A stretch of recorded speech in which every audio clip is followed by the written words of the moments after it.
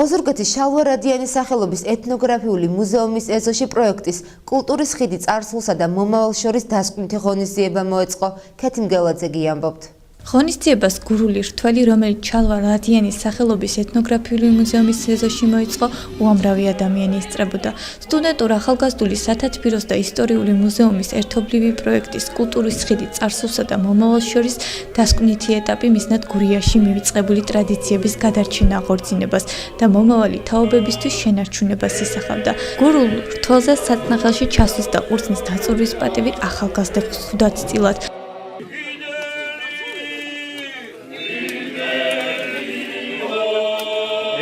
ბავშვები ასევე აქტიურად იყვნენ ჩართულები საშემოდგომო ჭინახულის აღებასა და დაბინავებაში და სტუმრებისთვის გურული კერძების მომზადება გამასპინძლებაში. ამ ღონისძიებას სულიერების ზალა გააჩნია, კრავს საზოგადოებას. ჩვენი სხვა იდეოლოგია არ გაგვაჩნია. ჩვენი მიწა-წყალი, უძველესი ძეგლები, კულტურული მემკვიდრეობის ეთნოგრაფია, ყოფა და ცხოვრება. სწორედ აქ დღეს გამოჩნდა, რა თქმა უნდა, რელიეფურად ეთნოგრაფია, ის ჩვეულებები, რომელიც გურულებს გაგვაჩნია და რაც ყველაზე მთავარია, ცდა იყო სიძველეებთან შეხების. ერთის, მეორეს და მესამეს ჩემი საზრით ცხინვალე შესრულდა. ეს ღონისძიება არის ფესვების მოფერება და ეს ცნობილია, ვინც ფესვებს არ პატრონობს, მას მომავალი არ ექნება.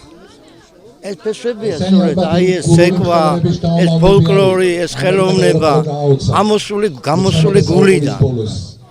და ამ მხრივ ძალიან მიხარია. ხალხის სახეებზე ცოტა ღიმილი, უფრო სიხარული ჭვივისდა. გარდა ამისა, იმ ახალგაზრდობის დაფასება ჩანს. სახალხო ზეიმზე პროექტის ფარგლებში შექმნილ სახელოსნოში დამზადებული ეთნოგრაფიული ხელნაკეთი ნივთების გამოფენა გაყიდვა მოეწყო. ღონისძიებაზე ერთმანეთს ქართული ხალხური ცეკვების და ფოლკლორული ანსამბლები ენაცვლებოდნენ.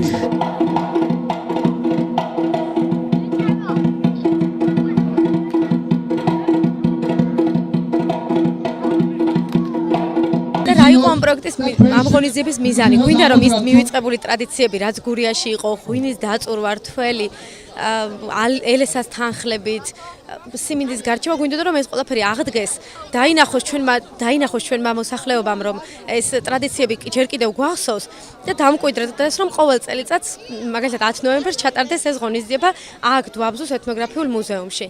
ჩვენ ყოველთვის ხელს შევუწყობთ ასეთ ლამაზ ღონისძიებას, რომელიც ემსახურება კულტურული მემკვიდრეობის გაგრძელებას. ეს უნდა იყოს სიცოცხლის უნარიანი, ყოველთვის გურია გამორჩეოდა თავისი ფოლკლორით, თავისი წარსულით, საქართველოს ისტორიაში ყოველთვის თავისი ადგილი ჰქონდა და გააჩნდა და ჩვენ ძალიან ვიხარია, რომ დღეს ასეთ ლამაზ ადგილას, რასაც ჩვენი დვაბზუს რადიანის სახლ-მუზეუმი ქვია, ესეთი ლამაზი ღონისძიება ვიხილეთ. პროექტი კულტურული ხიდი წარსულსა და მომავალს შორის ევროკავშირის აღმოსავლეთ პარტნიორობის მხარდაჭერით ხორციელდება.